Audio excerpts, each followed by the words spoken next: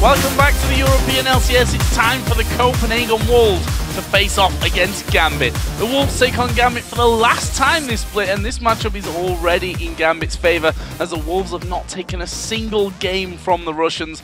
And with that second loss from Super Hot Crew in our last game, Gambit has now secured a spot in the playoffs. Yes, so we know at least 5 of those teams. We need to figure out who the next one's going to be. It is also worth noting that if the Wolves pick up 1 win this week, they will lock Millennium into the summer promotion tournament with no chance of making the playoffs. Now, the Copenhagen Wolves went 1-for-1 last week, and while taking down Millennium, they lost in convincing fashion to Roccat. I want to focus a bit more on that Roccat game as cowTard pulled out Xerath, going 0-2-1, and we saw amazing play in Elise. He ended 0-0-1. Now, we didn't really see either cowTard or Amazing put together any game-changing plays, and truthfully, the Wolves just seemed to get completely controlled. Yeah, the problem that the Wolves ran into was giving up early kills to Rockat's heavy poke composition. As a result, the Wolves got put onto their back foot, and even though they had Shyvana, Elise, and Annie on their side, they simply did not engage. They only picked up 1 kill the entire game and netted 0 dragons and 3 towers against Roccat. As an aside, just to show you the level of dominance, Wolves' first member to hit level 16 was 3 minutes and 47 seconds after everyone on Roccat had hit level 16. That shows you just how far back the Wolves had to play. They missed so much CS and all of their jungle camps, and they were an immense amount of experience behind, let alone gold and items. And Gambit went also 0-for-2 last week, and it was the first week this year, actually, that they didn't pick up a single win. They lost, of course, to the Super Hot Crew in what was an incredibly exciting match. It lasted nearly an hour, and then later in the day, they lost that rematch to SK Gaming. Was itself another exciting and chaotic game. But during both of those games, Gambit just didn't seem to be at their usual level of play. They lacked the coordination and control in the early game that we've become a little bit more used to seeing from Gambit. Yeah, I think Gambit, they only managed to secure 4 out of the 9 dragons against both SK and the Super Hot Crew, and they only got 1 out of the 3 Barons. When we look at their actual in-game play, there was a trend that we noticed during the early laning phase. Sticking with experience for this one, 4 out of 5 members of Super Hot Crew and 3 out of 5 members of SK Gaming also hit level 6 before Gambit did, displaying a superior laning phase. If we step back and look at Gambit during their wins, however, during 7 out of Gambit's 13 wins, they've managed to close the game out in that 30 to 40 minute mark. Yeah. The only team with more wins in that time frame is currently Alliance with 9 wins. And looking at their mid-game control, between 20 and 30 minutes, Gambit have secured 17 dragons. The only team with more is ironically Millennium at 18. Now the reason I highlight these mid-game stats for Gambits is the importance it can have during this week. With 4 incredibly important games which will decide playoff seedings, Gambit will now need to rely on their ability in their mid-game to finish as far up the table as possible. The only way for them to get a first-place seed in playoffs is to finish above all of their opponents, because the head-to-head records are not as strong as some of the other contenders. And while Unlimited and the Copenhagen Wolves are still looking for that elusive first victory over Gambit, the men in suits believe they've got them figured out. Personally, for me, I want to beat Gambit since we never beaten them in LCS. We're 0-3 right now versus them. We've had very good plans against Gambit, but they have our number. Copenhagen Wolves is a really solid team. They're not strong individually, except of their AD carry, because he's more like solo queue player. The best lane is the bottom lane, because Forgiven and Unlimited are really good. They're always trying to play their game, and their game is like lose early game, wait for a team fight, win it, and then win the game. Gambit's own game is just face roll. See hero, just kill everyone.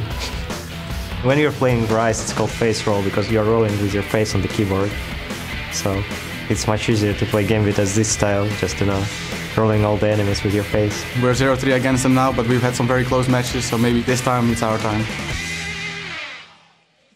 I really want to talk about what YoungBuck said there. They've always had a plan against Gambit, but they've always had their number. They've never been able to pull through. Yeah, having a plan and executing are actually 2 very different things. You heard from Alex, he was saying, well, Forgiven and Unlimited, that's our focus if you shut them down. So I wonder which lane Diamond's going to gank. Yeah, I think they kind of made it clear with that one. Let's check out the starting lineups of the game. Starting with the blue side and the Copenhagen Wolves. They are YoungBuck in the top lane, Amazing in the jungle, cowTard the mid laner, Forgiven the AD carry, and Unlimited the support. And on the red side, for Gambit, we have Darien in the top lane, Diamond in the jungle, Alex in the mid lane, Genja on AD carry, and Eduard as your support carry. So, see hero, kill hero. We heard that earlier. Does that mean see hero, kill hero, ban Ryze? You know what? I think it actually is. And I think a slightly more interesting question for me would be, do Gambit fear the Yasuo from cowTard enough to ban it? Last week, cowTard pulled out Yasuo, and it was interesting because last week we were talking about cowTard and how, in statistics, he was one of the weaker mid laners. He pulled this assassin out and had a phenomenal game. He really did well. So my question is going to be, who gets the priority bans? And you also have to highlight Amazing on Lee Sin, EVELYNN for Diamond, Kha'Zix, is that going to be in there? I think the jungle and mid lane is probably where the bans are going to be focused. And we can't forget the AD carries. We heard how much respect was thrown the way of Forgiven in that one, and we've said it so many times before, even when they're losing, he still somehow farms up an absolute storm. Let's have a look at the bans though. LeBlanc, Nidalee, 2 bans aimed at Aleksei. On the other side, aiming for the mid lane once again, Ziggs taken away by Gambit against cowTard. So Lee Sin is still available, as is that Kha'Zix. Thresh is still available as well. Unlimited has run a lot of Karma this split, so I wonder if Copenhagen Wolves may be looking for that Karma and giving Thresh away over to Eduard. We'll have to see how this pick ban phase plays out. I do feel that the mid laners and the junglers are really the way that lots of these champions are going to be staying focused. Taken out there as well. All 4 aimed at cowTard and Aleksei. 2 AD carries Forgiven and Genja. They're going to have a big role to play in this one, as are those 2 supports. We've seen some big plays out of them already, some big hooks out of Eddie in the last couple of weeks as well. We'll see if he gets his hands on Thresh this time around. Kha'Zix was banned out, and for me, Kha'Zix right now is so strong that it's a good ban either way. My question is now, do they want to get their hands on Lee or EVELYNN? Because I think that has to be a priority for Gambit. Maybe banning one of those, and whichever one's not banned could be first picked for the Copenhagen Wolves. I think that is the argument they're going to go for. It does look to be the case right now, and that was as quick a lock-in as ever. Both of these teams have a lot of priority and a lot of emphasis on their junglers getting their lanes rolling. So as it stands, with Amazing being a comfortable jungler, having banned Kha'Zix, not having Lee, and forcing Diamond to go on something like Elise, Pantheon, Wukong, which is still up there. Xin Zhao. Xin Zhao's possible as well. We'll need to see what Gambit decide to run. Xin Zhao, of course, was played last week for the first time, actually, by Diamond, and, well, he put in a 9-1-10 performance against SK Gaming. Bit of a beast, scary game that was. Well, Gambit, though, what are they going to be picking up? Taking their time here about locking things in. Lucian, a favourite of Forgiven, and Genja is a good pickup and a good secure. Even, even if it's about getting Forgiven a little bit more uncomfortable. I talked about Ryze earlier as well, and that will be picked in the first round by Gambit. So Gambit lost their game to the Super Hot Crew last week because they gave Ryze away. We've seen Orianna being played by Alex against Selfie's Ryze last week. And it's one of those things that we keep talking about over and over. He scales incredibly well, and because of the way you have to build Ryze, he does even better in the late game. It's not just that his damage scales, his everything scales. He can be a tank, he can be a damage dealer, he can burst, he's got wave clear. So I think that's a smart lock-in. What it does also signal to me is potentially an early game jungler. If you combo Rune Prism with the Xin Zhao knock-up from that 3-talent strike, that is a lot of time that you can hold a champion in place. So maybe going to see that Xin Zhao from Gambit. So on the other side, you see that cowTard having a bit of a discussion with the rest of the team. One thing's for sure, Caitlyn is going to be picked here for the Copenhagen Wolves. Something we've already seen Forgiven a lot on. And Gragas actually for cowTard. Funnily enough, played in the earlier season a lot of Gragas. The last time we played it, it's not been for a while. It was the last time they played Gambit and they lost.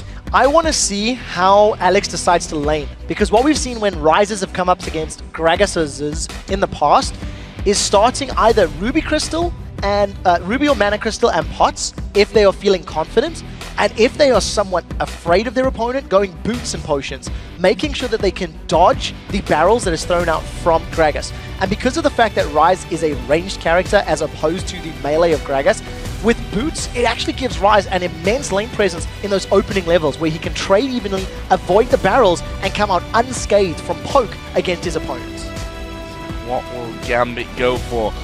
Udyr Wow, we've not seen Udyr from Diamond in a while. I can't even remember the last time that we saw Udyr actually coming out for Diamond. That's going to be locked in here, along with Morgana support for Eduard.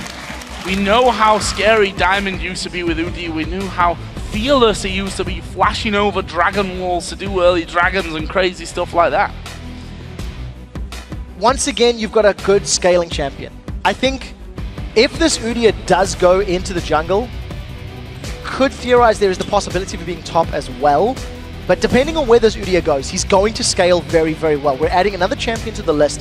What I like about it is when you deal with an Udyr, the problems that you have, or the ways to counter him, is with terrain. You have Anivia walls blocking him. You put Jarvan, you know, when Udyr was popular, you'd see Jarvan's locking him in and he can't do anything. But against a Gragas, Caitlyn, and EVELYNN, the only fear that Udyr has is explosive cask. So on the condition that Udyr can get around that and dodge it, maybe flash it or avoid it, that's going to be his way into the game. That's going to be his tool with dealing with the Copenhagen Wolves.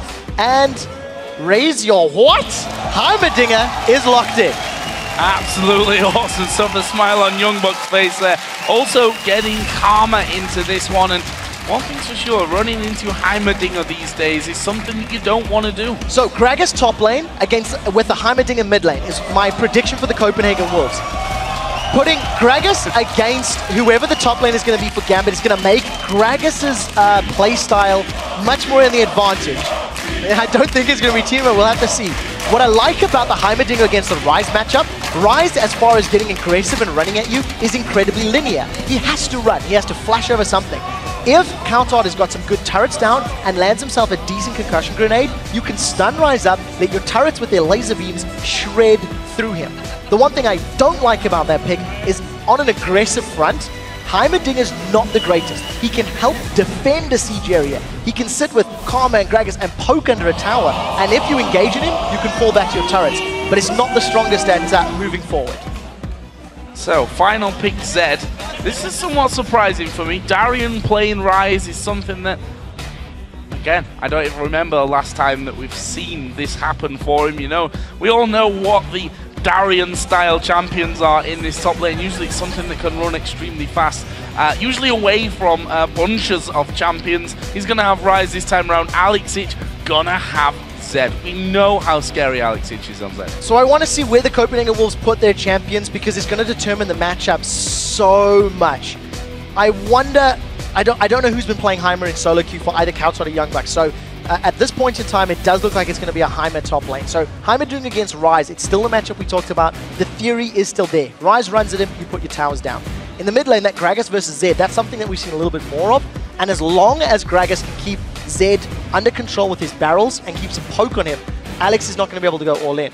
But I like the Zed pickup because he can jump onto Heimer. He can get past his turrets, blow him up in the mid game, and once Heimer's down, his turrets stop firing very shortly after, and that's going to allow Gambit to just run through with their Ryze and Udyr onto the composition of the Copenhagen Wolves. More first-time LCS picks here. That's what we like to see. And as we get into this one, let's have a look at your guys' votes from LOLesports.com. It's a big one. 84% of you have picked Gambit to win this game. And I can't fault them for that. I think as we're getting closer to playoffs, Gambit have the ability to be the #1 team in Europe. They always have, and they need to make it work now. We're seeing Darien on that AP top laner. I actually think the champion of Ryze suits his playstyle. Split push, get involved, just run into a team. And as the game goes on, he'll be more likely to actually run out of the opponent's team as well. Because we know Darien has a tendency to give up kills. The thing that he can't afford to do is give up kills against a Heimer early on, especially a Heimer with teleport, because he does have very high base values on his damage, and his turrets have thousands of hit points. So as long as he's alive around his turrets, it's difficult to get through. So here we go then, the Copenhagen Wolves versus Gambit. We've got Heimerdinger, we've got Udyr, both for the first time here in the LCS. Question is, who's going to be the stronger of the two on opposing sides for this one? And there is YoungBuck with that Heimerdinger, whose locks are just absolutely fantastic these days. The pressure for the Copenhagen Wolves is to land stuns and slows on Ryze and Udyr as they're trying to approach. So that means that the grenades from Heimerdinger, as well as the zoning power of Karma and Gragas, are the important facets. If Gambit can find ways around those turrets, around those grenades, and get past Unlimited's, Inner Flame, his Q slows on the floor, that's where Gambit's going to run amok. It's not a traditional way of locking people down from the Copenhagen Wolves side, but they've got non-traditional champions. So we need to see how this new reworked Heimerdinger is going to deal with Ryze in the top lane. And funny we should talk about that because YoungBuck has broken the mold, really, of his champion pool. I mean, we've seen him play in the very standard bruiserish top lane, as Renekton was, of course, one that he was always famous for, but we've seen him bringing out Gragas in the top lane with the win against Millennium. Now we see him pulling out the Heimerdinger in this top lane, but the Wolves need wins at this point of the season. This is really the crunch time for him, and these have to work out. So for the Copenhagen Wolves to make playoffs, they need to win 2 of the 4 games here in Super Week. If they win 1 game, they can tie with the Super Hot crew and potentially look at tiebreaker scenarios. We'll need to see how they actually perform this game. I think one of the things you need to remember with Heimerdinger is that his passive does actually give champions and turrets around him additional health regen. And the reason I highlight that point, I feel like the siege potential from Copenhagen Wolves is immensely strong. With turrets for defense, with the poke from Gragas, Caitlyn, and Karma, and the regen innately from Heimerdinger and his passive, it means that Gambit need to all in, and it needs to work. Because if they all in and don't kill the Wolves, the regen and the engage that they've got to get through puts Gambit in a very bad position. So Copenhagen Wolves, I imagine, get towers, get sieging, and let the comp do the work for them. And we've seen a lot of poke already landing down in this bottom lane. Even before they got to the lane, Gambit were being hit over the wall by both Forgiven and Unlimited, and Genja having to really stay back from this one. The Copenhagen Wolves standing right up at the front, and that early advantage certainly going their way in this one, as Genja once again going to try and get some damage back this time and brings Unlimited to about half HP, but again just gets hit himself right under the turret. So we'll see how that duo lane continues to pan out. I'm glad we caught a brief glimpse there of Diamond, currently 1 point into Tiger, Turtle, and Bear. And I want to see how he's going to itemize, because this is the first time we've seen, Udyr in the 2014 season. It'll be interesting to see which route he's going to skill. The fact that he has not gone for a Phoenix stance skill point yet already tells you it's not going to be your traditional AoE farm-heavy Udyr. If he's going to go Tiger stance, which we've seen last year, that is a lot more damage-centric. It's a lot more, I will execute my opponents rather than farm the hell out of my jungle. And it's a lot of damage as well. If this Udyr really gets rolling, Diamond of all people will be able to punish the Copenhagen Wolves from this on this mid lane. Interesting to see cowTard on Gragas versus Alex Z, and we've seen countless times, if Alex gets himself on these assassins, and if he gets rolling, if he's able to get things started in terms of those kills and getting some good farm going, he can be absolutely deadly, especially when he starts roaming towards those other lanes. The one thing I do like about the fact that cowTard is on Gragas, he can knock Alex away.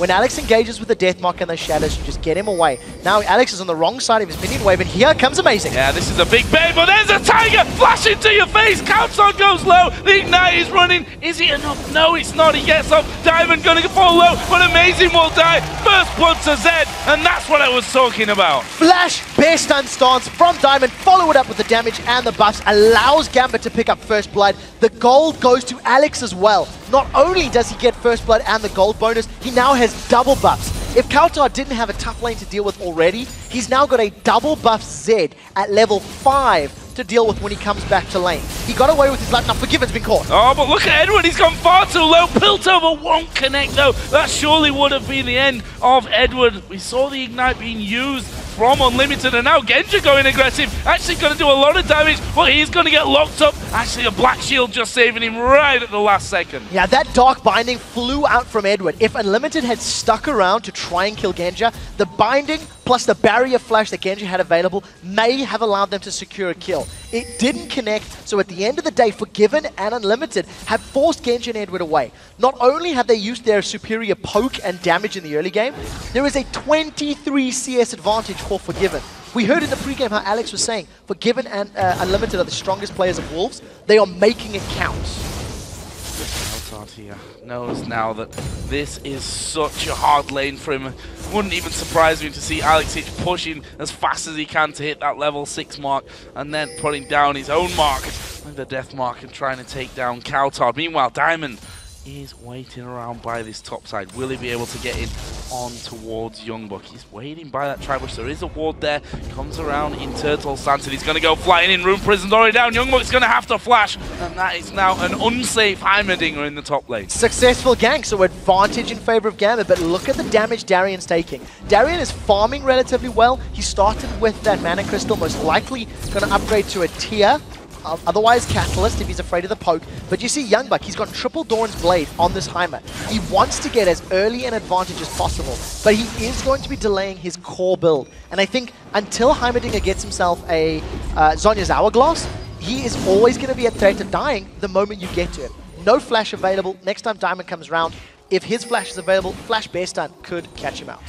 Amazing there, just clearing out that pink orb. That's going to leave Darien a little bit more unsafe in that top lane with the unseen threat of that EVELYNN to come around. Meanwhile, Diamond, with his single assist, is going back on his merry way. Tier already in there for Darien, and already has one part of that Catalyst to protect her as well. So he's going to be stacking that up whilst YoungBuck pushes him right up onto his own turret.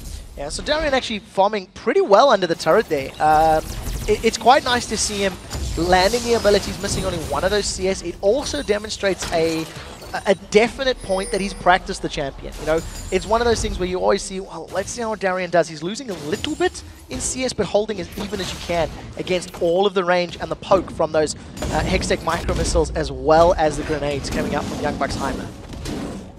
The blue buff exchanges coming in. Aleksei will be given his cowTard just briefly before that picked up one of his own. Actually, Aleksei does have level advantage right now. cowTard, though, has just dinged a level 6 there in that mid lane as well, and does have a slight CS lead, but Alex will catch that up with his wave.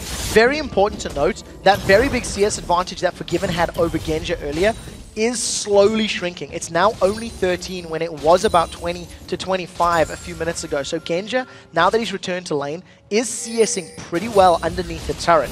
We do see that Dark Binding once again going a bit wide.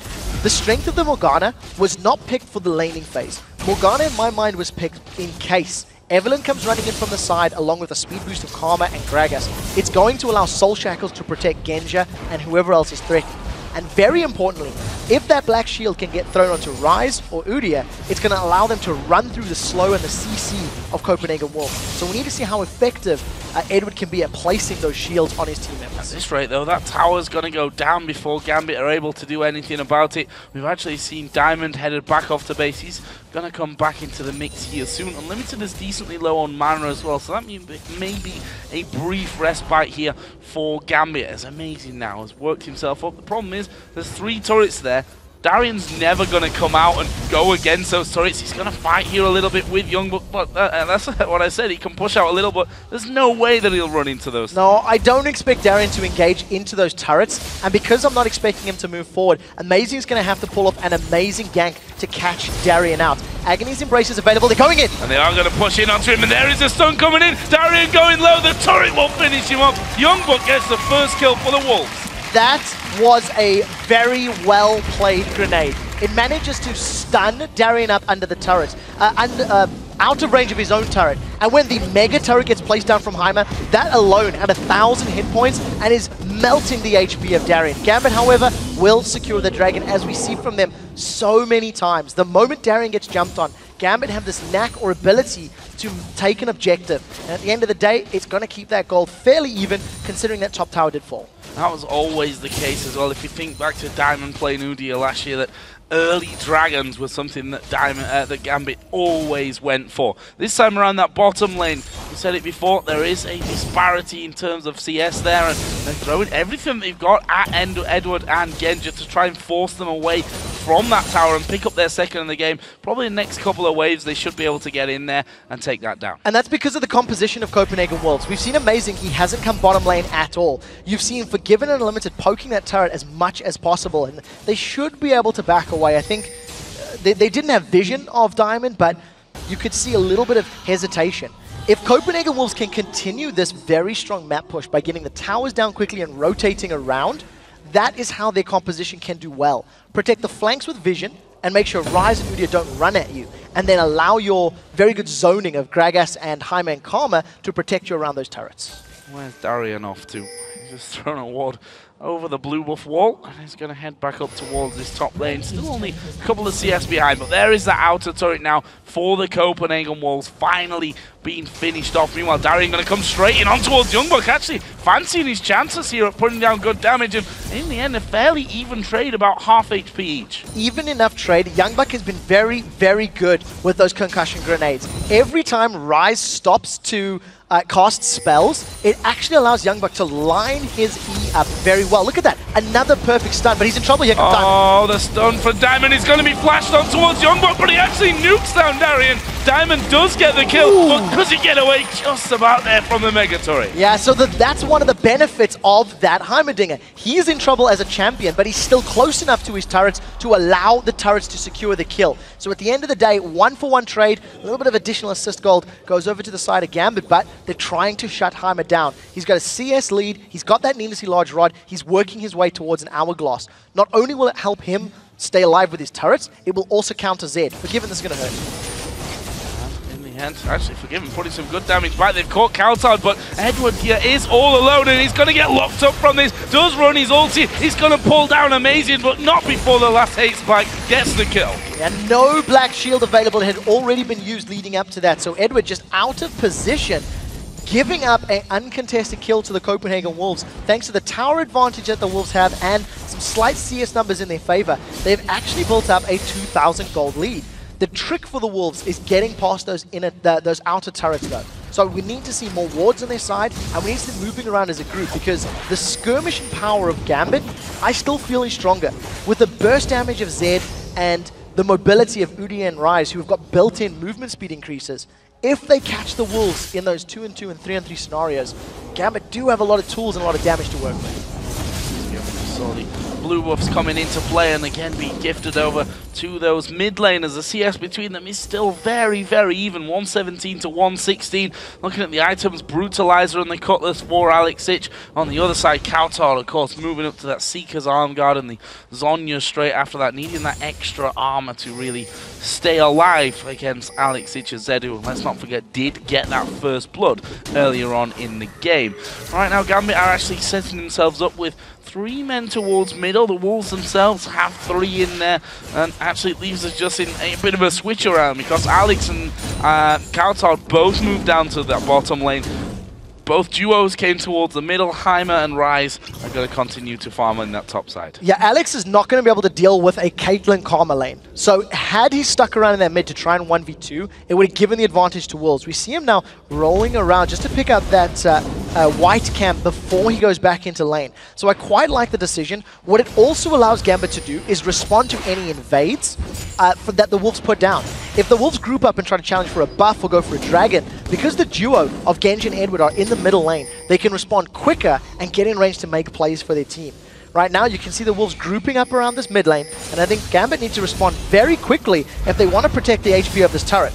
Oh, Eduard's going to take a lot of damage. Will cowTard throw his ultimate in there? No. Felt like it wasn't close enough. The Cullen coming out there from Genja. That's going to get rid of the minion wave and make sure that the Copenhagen Wolves don't stick around for too long, because they did do a lot of damage to that tower. But here we see Alex. He's going to be playing that Zed to his full potential, pushing down onto the bottom lane, doing some damage onto the turret, but knew that cowTard was moving in already from that from the mid lane to the bottom. So pretty good play from Copenhagen Wolves. They get a lot of damage on that turret, but they don't actually get the turret down. What I like from the Wolves is all of the vision and the wards that they place down in the bottom half of the river.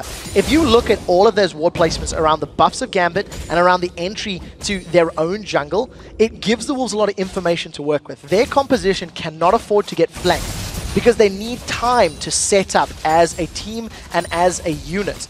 So right now, we're going to keep our eyes on YoungBuck. He's picked himself up home guard boots. Gambit nowhere near this tower to respond. Unlimited and Forgiven just are gifted a global objective. Home guard boots on this Heimerdinger of YoungBuck plus those triple Dorns, still working towards Hourglass. But I think this is just going to be a testament to the tower defense game that he wants to play, protecting his own turrets and responding to the map. You can see already positioning themselves for this dragon. If Heimer gets some wards down, I don't think Gambit have the tools to break through that line just yet. No, and that's not going to happen for them. We saw the missiles coming out. We saw cowTard throwing his barrel into position, and Copenhagen Wolves going to do a lot of damage to this dragon. No one from Gambit in range from this one, and there is a pickup. YoungBuck keeping everyone zoned out with his turrets. Ace in the hole going to be blocked out by Gambit, by Diamond, and Gambit just have to back away. They've lost that dragon, the second one of the game. That leaves us at 1-1 in terms of those. So just to give you an idea on the damage that those turrets are dealing right now, Heimerdinger's basic turrets have got 450 hit points. Their basic attacks are dealing 60 damage per attack, and their beam is hitting for 230. Those are the basic turrets. When he puts down his upgraded Apex turret, which is the major one, the auto attacks are hitting for 160 damage, which is just shy of Caitlyn's damage, and the burst from the beam is 430 damage to targets hit by that beam. Also on that big turret, the beam charges faster in this particular patch. So that's one of the reasons that Gambit cannot afford to run through that line of turrets. They get so many auto attacks and they eat so many beams that their HP is low, and it allows the burst damage of EVELYNN and Gragas to force them away and shut them down.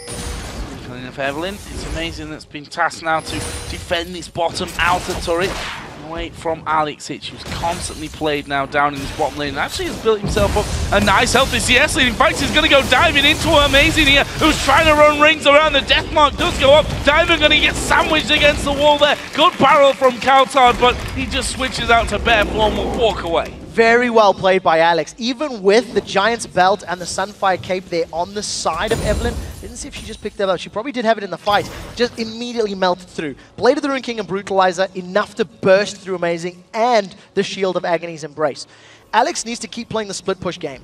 If Alex can get to a point where he's controlling the map or pulling members of Wolves towards him, it reduces the strength of the Wolves composition. So I think as far as split pushing is concerned, that's definitely the way to go. In addition, eventually, Ryze and Udyr are going to be very strong. And Limited, this is very brave. He gets some poke down, but there was no one to back him up except for Forgiven.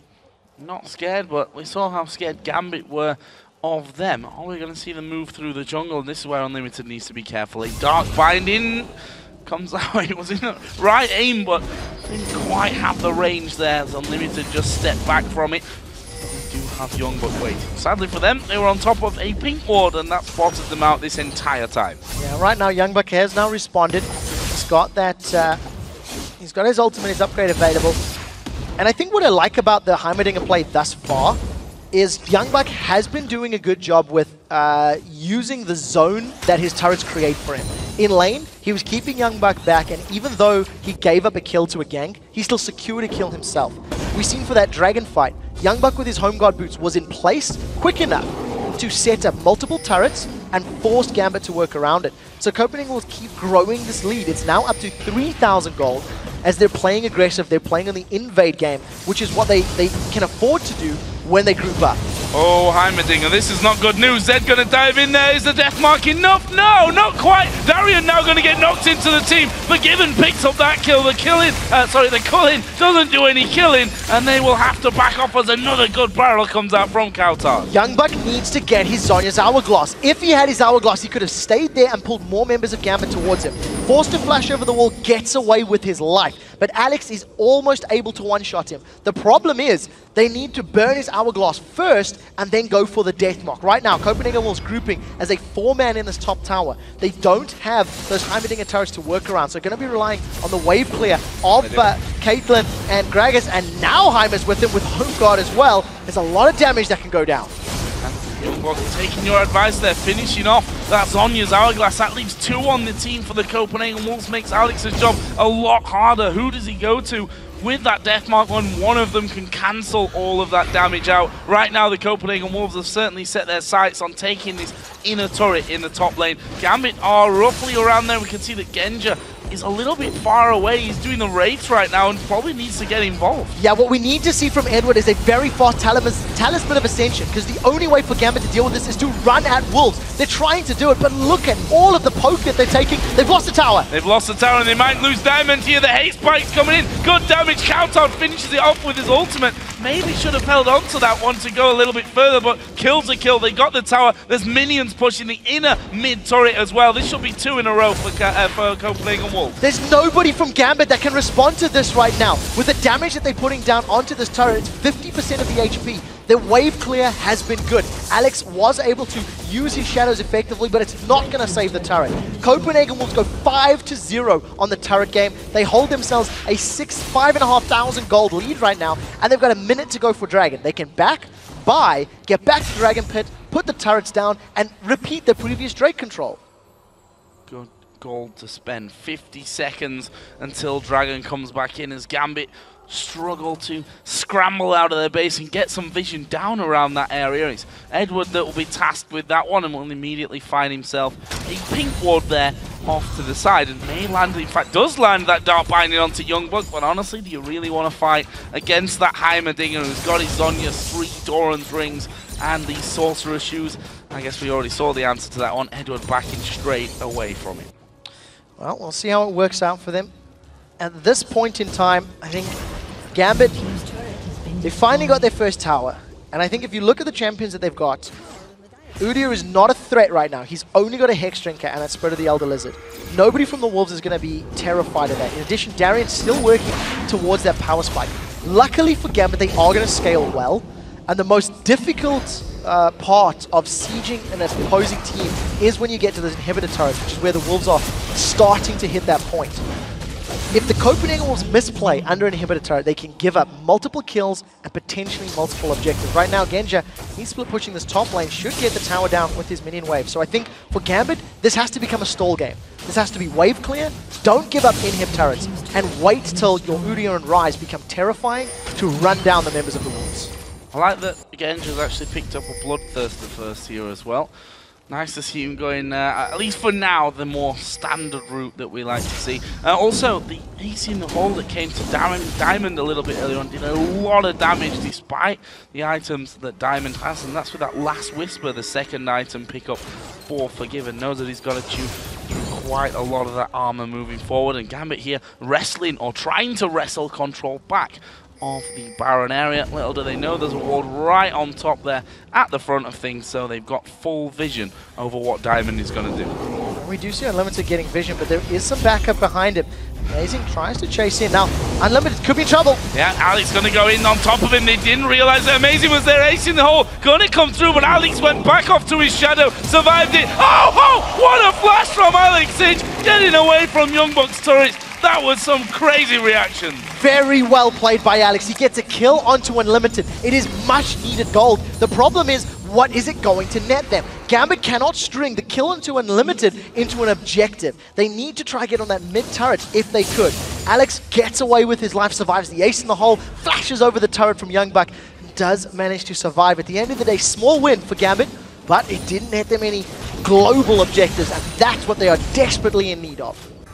That's always a start for them, though, and we always used to say if you give Gambit a finger, they'll take your entire arm. Whether that's quite a scenario right now, I'm not, to be honest, so sure about it. The Copenhagen Wolves have maintained good control. Genja is literally in the middle of no man's land here. He's just cleared himself out of Warden. While the Wolves had vision of him there, I think they expected more people to be with Genja, considering he's on their side of the map clearing out. It wasn't actually the case. He was alone doing that, but they decided not to push in there and try and punish him for it. Yeah, it's definitely the case. When you see an AD carry playing that aggressive and that brave, you immediately start to question, where is everybody else? Right now, Gambit, they've made their focus very clear. They don't want to run the risk of giving up this Baron.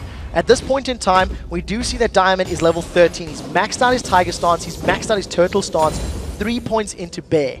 We'll see if he wants to continue skilling up that Bear stance, and part of the reason I highlighted it does give him that additional move speed as he continues to rank that one up. So, you know, he gets he gets to avoid unit collision, so when he's running at the Copenhagen Wolves with the black shield on, that is their initiation power. And flash Bear stun stances is the way to play Udyr, the way to get kills. We'll see if he can make it work, as now Gambit hard pressed to defend this Baron. YoungBuck is split pushing on the bottom lane. He has teleport to react if a fight were to break out. Continue to push through, though, that bottom lane, and Gambit are going to have to react to that at some point. But it also could be scary here from Darien just locking up Amazing. So he came a little step too forward, but both teams just hovering around this Baron area. Amazing now will back away, and that's because there's a big wave of minions being pushed down by Diamond on the top side of the map. Meanwhile, Heimerdinger and Zed are going to be meeting up here in the jungle. Aleksei did spot YoungBuck now, and he's going to start chasing in. YoungBuck already using his flash, and Alex decides to stop chasing. No towers from YoungBuck, so we can't pick a fight. Even with the Zhonya's Hourglass enabled, because the fight was on Alex's terms and YoungBuck was not in his zone of control, it meant Alex had the damage to get through his Hourglass and kill him. And you have to add into the fact that that grenade did not connect, did not stun Alex up, so there was no additional time to get that going. Desperate Power will be available for Darien in just a few seconds as the rest of the Wolves are looking for a fight. They're trying to force something, and it's just going to be a matter of who steps out of place first. Again, it always is like a magnet there in that mid lane, just farming up. The Wolves move around to see if there's any opportunity for them. As was, they've managed to force Gambit away from Baron Pit, which allows Unlimited once again to start clearing things out. But we see that YoungBuck there, along with those Caitlyn traps, just basically setting themselves up a line of defense and saying to Gambit, if you want to come and walk to us, if you want to push through to us here, or even check the front side of Baron, you've got to walk through a hell of a lot. So the trick for Gambit is to work around that. Because Copenhagen Wolves want to pitch their tents in a very clearly defined area of the map. When the Wolves begin fortifying a zone, Gambit need to push elsewhere on the map. Gambit need to get the lanes pushing. You can see Alex is farming and pushing up that top wave. The bottom wave is in favor of Gambit. So if Gambit can make use of the side lanes and force Copenhagen Wolves to come to them, you can mitigate a lot of the power that the Wolves have in their composition. So I think that has to be a focus for Gambit, leaving Genja, Darien, or Alex to push those side lanes. What kind of time frame, in your opinion, do we have on this game? We talked about it before. Ryze gonna take the time to get second up. Already had that Rod of Ages. The T are coming into this one. If the Copenhagen Wolves, who again I was talking about Millennium earlier, the Wolves have been in a similar scenario when it comes to finishing out games. They've really dragged them out. Do they suffer if it goes longer? I actually think Gambit will gain the advantage when it comes to the team fights, but I feel that Gambit have a much they have an inferior composition at taking towers. Because of the stupid amounts of wave clear on the side of Copenhagen Wolves, in addition to the turrets that come out from YoungBuck's Heimerdinger, taking a tower while you're in a siege situation is next to impossible. And that's the reason you see Gambit continuing the split push game.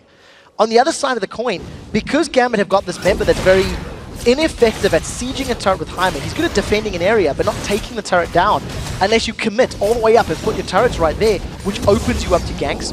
I feel like we could be in for a long game because neither of these comps are particularly effective at completely blowing up your opponents and then running down for objectives. So as long as the Wolves are not caught out of position, caught unawares, they should be able to control. You see YoungBuck, he's putting his turrets down to zone it out, but they are getting melted, and Alex is pushing the top lane. Pushing that top lane out, no teleport, of course, on the side of Gambit, so he won't be able to get involved should needs be, as cowTard here gonna take a lot of damage from Darien. That turret has now gone down. In fact, Alex is gonna continue to push. There's the culling coming out, doing good damage. Unlimited gonna get jumped on. They get the kill onto him as well. Genja at the front doesn't die. We saw YoungBuck trying to put in enough damage. Barrier was burnt out. They've got the turret here, but Aleksei is taking down the inhibitor turret in that top lane. Copenhagen Wolves are gonna get the inhibitor, and this is so important. Gambit should not have given that objective up. The weakness that Copenhagen Wolves had was forcing that objective, and in a 5v4, even though they lost Unlimited,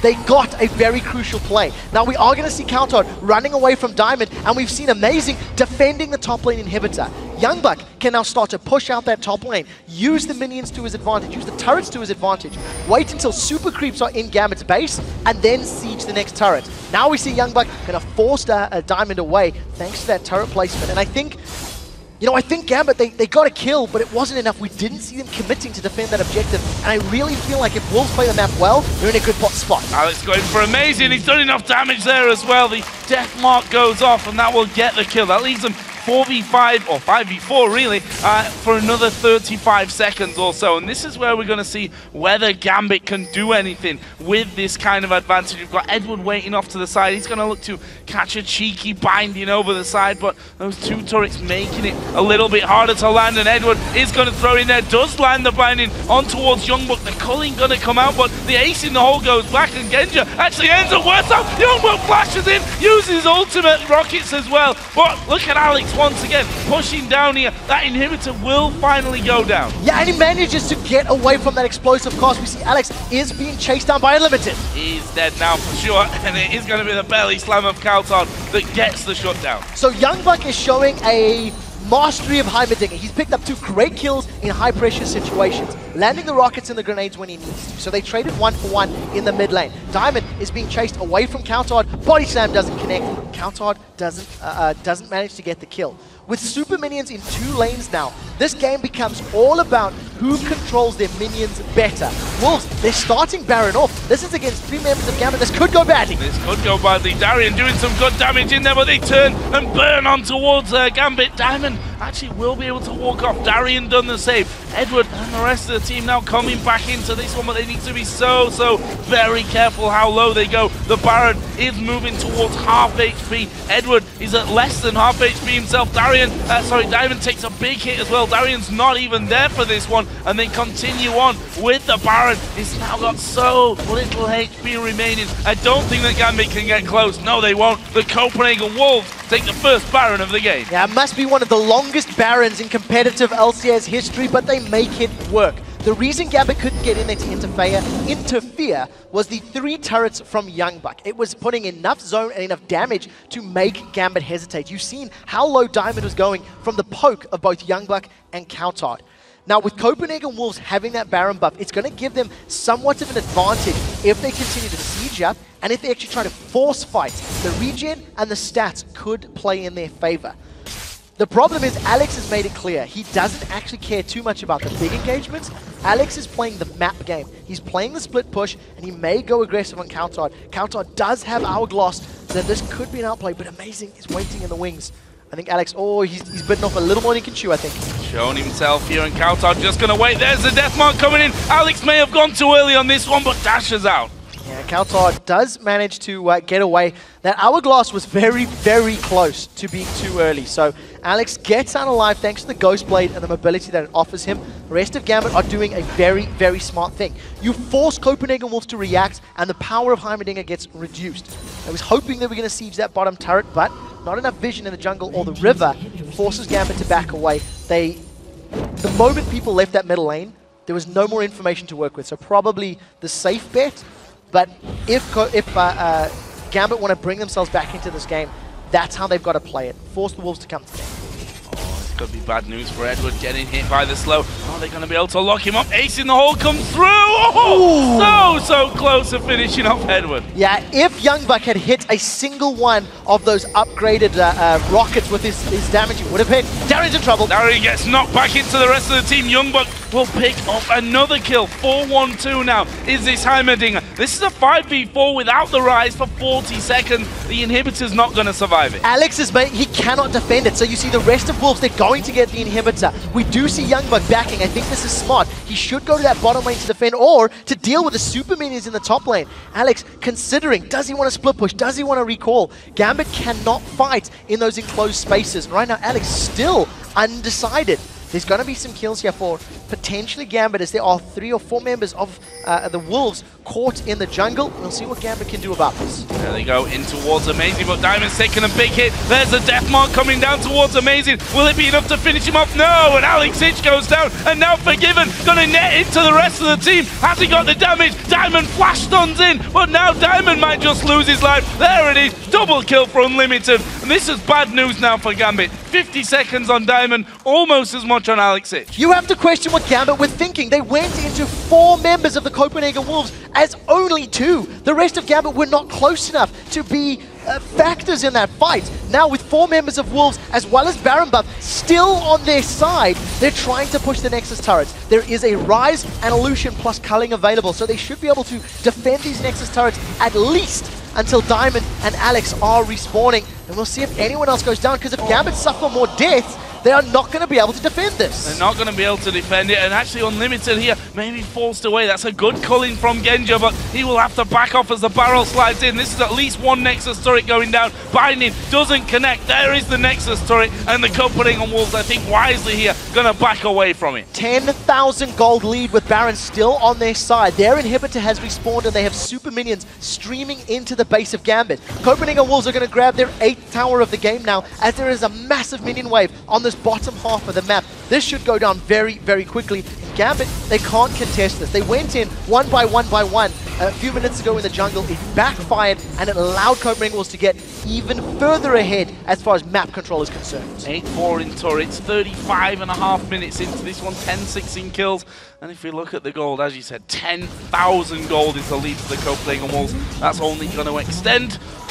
They pick up themselves another dragon. Meanwhile, we actually have minions pushing in that top side of the map right now. What I'd like to highlight about that giant glowing red siege minion is that is a banner of command upgraded minion from YoungBuck. We talked about how this composition of the Wolves wants to control the map and control the lanes. And when you've got Heimerdinger zoning out, say, a mid lane or a side lane, you can have that upgraded banner of command siege minion dealing with the others. It's going to be pushing, it's going to be forcing Gambit to deal with that wave. Otherwise, they're going to lose a massive chunk of hit points on their last remaining towers. So Copenhagen Wolves are just going to continue playing this game. If you catch someone from Gambit out, blow every ability you have to kill him. Then force a 5-on-4 siege with turrets and upgraded minions on your side, and all of a sudden Gambit have next to no option to deal with. What is the next step here, though, for the Wolves? We've got 150 until that Baron. Of course, the Copenhagen Wolves took the last one. It did take them a while to finish that one off, and it wouldn't really surprise me here to see the Wolves, who have traditionally been a very careful team when it comes to converting leads into victories so far here in this spring split. But they are with 3 men in the top side of the map. Gambit are going to have to push around to that top side and make sure that they keep things defended here. Actually, Unlimited might be able to steal no Genja that dashes forward.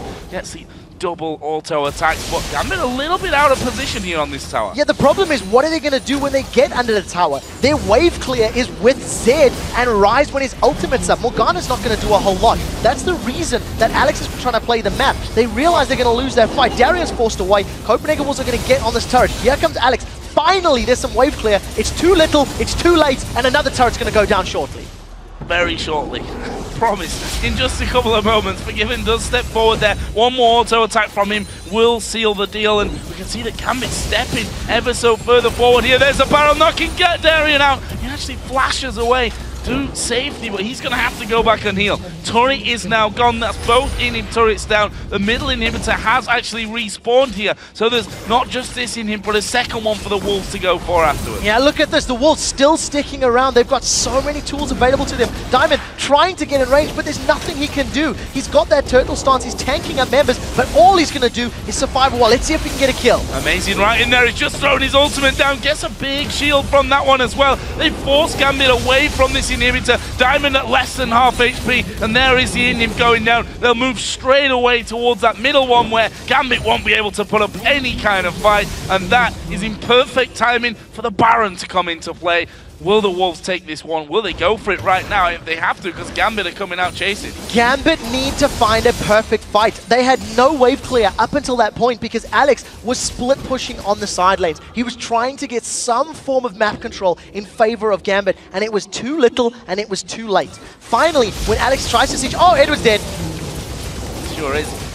Not much more to say about that one. Walking into the trappers, Genja catches the ace in the hole. Half of his health goes. Aleksei trying to get it from the side. Deathmark comes on to Unlimited. Well, look at the control in there from that one. Alex does manage to get away to his shadow, but look how low the entire Gambit team's gone from that one. YoungBuck, he's actually got vision of them there. I was going to say face check, but he does have vision of those men on the top side of red. So two things. Unlimited pops the Mikhail's Crucible on himself to heal, in addition to building ability power. He's got a Leandri's Torment and a needlessly large rod. This is an AP support Karma right now. Thanks to that additional ability power, the shield that he now has is allowing him to survive the burst of Aleksei on Zed. Gambit cannot contest this. They took too much damage. They lost Eduard in the process. Copenhagen Wolves are going to grab the second Baron of the game. They have super minions streaming down 2 lanes for themselves. And with the Banner of Command, they can upgrade one of that massive, one of the minions in that massive wave in the bottom lane and try force the final inhib turret down. At this point, Gambit simply can't deal with the zone control that Wolves have because that zone is the entire map. And we did see them, pretty much all of them, with a lot of gold after that one. And probably the biggest item is YoungBuck. Guardian Angel is now in there. So not only is it hard to get into him without taking absolute masses of damage, well, you're going to have to do it twice here if you want to finish him off. 4-1-3. First Heimerdinger we've seen, definitely impressed so far. Yeah, and at this point in time, Genja, Infinity Edge, Bloodthirster, Static Shiv. He's got no armor penetration. You look at all of the armor on the side of the Copenhagen Wolves. There's a lot of HP and armor for YoungBuck, amazing, and cowTard with that Hourglass. Now cowTard's going to go in. I think they can maybe steal this blue. Oh, these people are in trouble. A lot of damage coming in. It's Diamond actually who takes the ace in the hole. And now they turn around towards Alex. He dashes over the side, but Eduard lost his life there to YoungBuck. And that is 5 versus 4 now. 50-second spawn time on Eduard. They've got minions streaming in towards the inhibitor turret. Gambit might have to just back away from this one. Gambit have never had a 5-on-5 tower defense this entire game. Alex has been split pushing. The teleport from YoungBuck just to make the minion impervious to damage is going to allow Copenhagen Wolves to get the tower. With Eduard down and Soul Shackle's not there to lock people up, the turret has fallen. There are super minions in the top lane. There are super minions in the middle lane. Copenhagen Wolves could be in for the final push. Amazing coming around the side. Got his ulti onto 2. Diamond gonna flash away, but will he get away from the final damage? No, he won't. Double kill. And now they push both Alex and Genja back in there. These Nexus turrets already losing their lives. And the Copenhagen Wolves start off the final week of the split with a win over Gambit. They played phenomenal around their champions. With the Heimerdinger for zone control and the EVELYNN for flanking, plus the great poke and farming that Gragas, Caitlyn and Karma offer you. The Copenhagen Doves, as they would have you call them today, secure a win.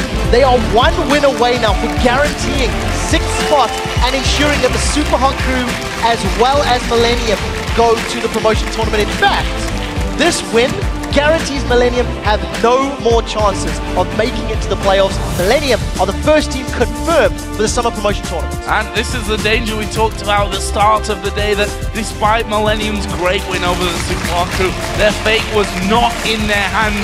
It was in the hands of the Copenhagen Wolves, who you could argue maybe not the worst team to have your fate placed in their hands, but look at the wins that they've pulled off here. The wins against Millennium, against Roccat, and now a stunner against Gambit as well.